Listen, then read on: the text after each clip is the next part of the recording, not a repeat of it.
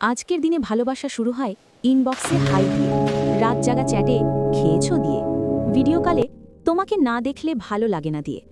সবকিছু খুব দ্রুত, খুব তীব্র, কিন্তু ভিতরে কি সত্যিই বিশ্বাস গড়ে ওঠে?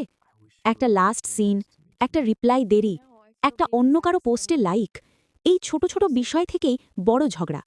ভালোবাসা থাকে, কিন্তু ইগো ঢুকে যায় মাঝখানে।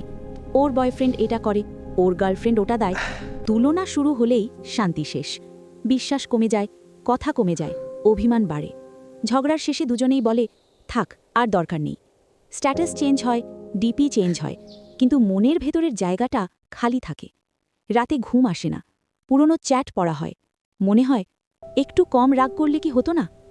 আজকের ভালোবাসায় সমস্যা ভালোবাসার অভাব নয়, সমস্যা অহংকার, তুলনা আর ধৈর্যের অভাব।